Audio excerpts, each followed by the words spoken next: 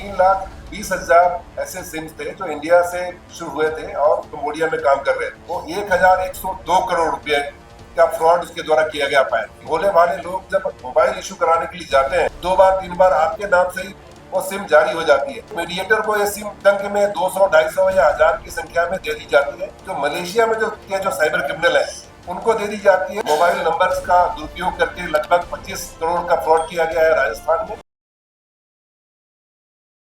नमस्कार।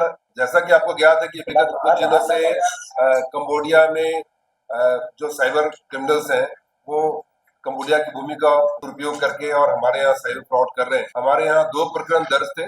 भगत की कोठी में पिछले साल दर्ज हुआ था और इस वर्ष एयरपोर्ट थाना में भी एक प्रकरण दर्ज हुआ था। इसमें हमारे विवेचना में यह तथ्य आए कि ये जो वहाँ से साइबर क्रिमिनल्स ने हम यहाँ के सिम का दुरुपयोग किया था और कंबोडिया से उस सिम का दुरुपयोग करके यहाँ के लोगों को फंसाया गया और उससे फ्रॉड किया गया। पहली बार जोधपुर आयुक्तालय ने रिवर्स ट्रेन एनालिसिस का उपयोग किया, जिसमें है कि हम नीचे से नहीं ऊपर से हम शुरू करते हैं। जो हमारे पास जो तथ्य सामने आए, सितंबर, अक्टूबर और नवंबर में लगभग 3,20,000 ऐसे सिम्स थे जो इंडिया से शुरू हुए थे और कम्बोडिया में काम कर रहे थे। जब इसका एनालिसिस किया गया तो लगभग 36,000 सिम्स थे और रोमिंग में वहां पे काम कर रहे थे। तो ये शक हुआ कि भाई रोमिंग में क्यों ऐसे इतने संख्या में सिमें काम कर रही है। जब उसकी फर्दर एनालिसिस की गई तो 5,378 सिम्स जो थे वहां पे रोमिंग में जो इंडिया से इशू किए गए थे, जो काम कर रहे थे, उसके द्वारा उसके खिलाफ जो कंप्लेंट है वो 1,102 करोड़ रुपए का फ्रॉड उसके द्वारा किया गया पाया गया। और ये सारे जो शिकायतें हैं, साइबर फ्रॉड की शिकायतें हैं, लगभग 32 केंद्र और केंद्र शासित प्रदेश और राज्यों में की गई है। संपूर्ण घटनाक्रम की विवेचना की गई और इसमें अभी तक 2 प्रकरण दर्ज किए गए हैं। 6 लोगों की गिरफ्तारी की गई है, जिसमें 2 नागौर से हैं, 2 जोधपुर से हैं, 1 अजमेर से है, 1 लुधियाना से है और इसके किंगपिन को भी चिन्हित कर लिया गया है जो मलेशिया के रहने वाले हैं। उनके खिलाफ लुकआउट सर्कुलर जारी करने के लिए आवेदन कर दिया गया है। और जो मोडस ऑपरेंडी जो हमारे पास सामने आया है, भोले भाले लोग जब मोबाइल इशू कराने के लिए जाते हैं, पहली बार में ही आपका जो अंगुष्ठ का निशान है वो नहीं लेकर के दोबारा आपको कहते हैं कि कोई कमी कर जाएगी और 2 बार 3 बार आपके नाम से ही वो सिम जारी हो जाती है।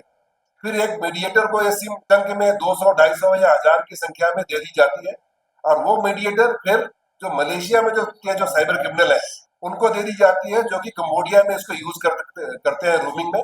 ये जो 4 जो साइबर क्रिमिनल्स हैं जो कंबोडिया के रहने वाले हैं, इनका चिन्हीकरण कर लिया गया है। इनके नाम मैं बताना चाहूंगा, जो कि मलेशिया से आकर दिल्ली में रहे और दिल्ली से आकर के जयपुर के इंटरकॉन्टिनेंटल होटल में रहे और जहां इनकी मुलाकात हुई। इनका नाम है ली जियान हुई, लो डिन खैन, चिन यू मिंग और लियोंग केन नेट। ये किंगपिन है।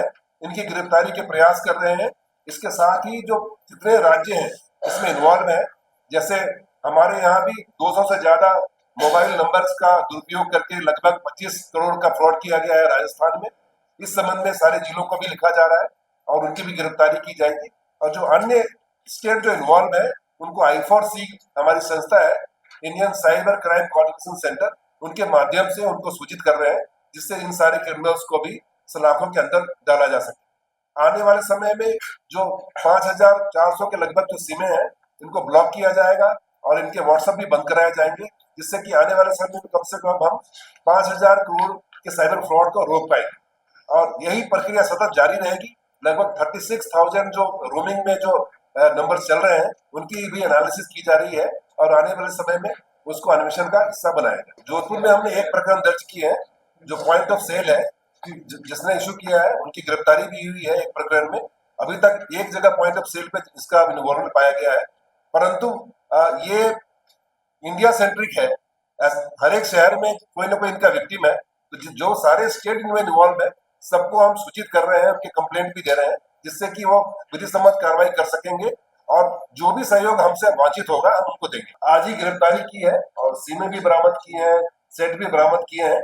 आने वाले समय में जैसे जैसे अन्वेषण बढ़ेगा, चूंकि इसमें ज्यादातर सिम की बरामदगी होगी और जो ब्रोकर जो लिया गया है उस संबंध में, क्योंकि अभी ये पुराना केस हो गया है, तो जो बरामदगी जिन्होंने पैसे का यूज किया है उसकी भी ट्रेल हम प्राप्त करने की कोशिश कर रहे हैं। सर, इस पूरे एपिसोड में प्रमुख भूमिका किसकी रही, इनपुट कहाँ से मिला? प्रमुख भूमिका जो राम दयाल है, हेड कांस्टेबल 1397, ये हमारे स्पेशल सेल में भी काम करते हैं, तो इनको ये कार्य दिया गया था। इन्होंने पहले भी काफी अच्छा अन्वेषण किया है, इनके साथ ही पूरी टीम है, और डीसीपी क्राइम है, एडीसीपी वेस्ट है, और बासनी एसएचओ है, उनके अलावा उनके साथ जो साथी हैं, सभी लोगों ने मिलकर के काम किया। लगभग ये 1.5 महीने से एनालिसिस चल रहा था, और उस 1.5 महीने के कड़ी मेहनत के बाद में हम यहाँ तक पहुंच पाए। 2 दिनों पूर्व में एक प्रकरण दर्ज किया था, इस संबंध में दर्ज किया गया था, जिसमें एक व्यक्ति की गिरफ्तारी हुई है, और आज पूरे सिंडिकेट को लेकर के हमने प्रकरण दर्ज किया गया है, जिसमें कि संगठित अपराध के तौर पे कोई सिंडिकेट बना करके कोई काम करता है।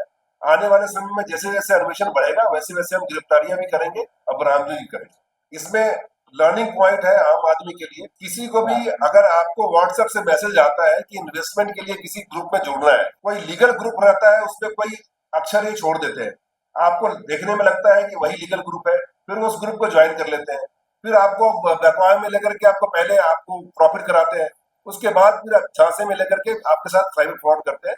तो सिंपल सा कथन है कि there is no free lunch in this world, कोई भी मुफ्त में आपको लंच नहीं कराता है। अगर आपको व्हाट्सएप से कोई इन्विटेशन आता है, कृपया करके 10 बार सोचे, आप उसके लीगल साइट पे जाकर के चेक करें, उसके बाद ही उस ग्रुप पे ज्वाइन करें। व्हाट्सएप के थ्रू इन्वेस्टमेंट को लेकर के बहुत सारे फ्रॉड हो रहे हैं, और हमारे यहाँ ही ऐसे 2 प्रकरण हो रखे हैं जिसमें कि 1 करोड़ से ज्यादा की ठगी हो चुकी है। तो मेरा सभी लोगों से विनम्र निवेदन है कि अगर फिर भी आपको लगता है कि आपको इस संदर्भ में इन्वेस्टमेंट करना है, तो आप साइबर थाने में जा सकते हैं, लोकल एसएचओ से संपर्क कर सकते हैं, वो आपको डेफिनेटली सही ढंग से गाइड करेंगे कि यहाँ जहाँ पे आपने इन्वेस्ट किया है क्या वो सही वेबसाइट है या नहीं। पहली बार ये हमारे संज्ञान में आया कि पूरी के पूरी एक ग्रुप में सिमें रिचार्ज हो रही है, जैसे 20,000 एक साथ ही रिचार्ज हो रही है। तो जो कंपनियां जो रिचार्ज कर रही थी, हमें लगा कि एक साथ ही अगर इतने सिमें रिचार्ज हो रही हैं, तो इसमें कुछ ना कुछ उसका मिसयूज हो सकता है। तो वहाँ की सिंगापुर की कंपनी है, उसने रिचार्ज के लिए जो हमारी रिक्वेस्ट भेजा, वो फिर 2 विदेशी कंपनियों के मार्फत होते हुए 2 इंडियन कंपनी के पास भी आई। कंपनी का नाम इसलिए उचित नहीं समझूंगा क्योंकि अभी अन्वेषण चल रहा है और उनके डिफेम होने की संभावना रहती है, परंतु जो हमारी इंडियन कंपनी के पास यूरोनेट के थ्रू आई, और वो चंक में चार्ज हुई है, जैसे 20,000 10,000 इस तौर पर चार्ज हुई है, तो उसको इन्होंने मिसयूज किया है। तो मेरा आप लोगों से निवेदन है कि अगर आपको रिचार्ज भी कराना है तो सिंगल आप रिचार्ज कराएं। Thank you. झलको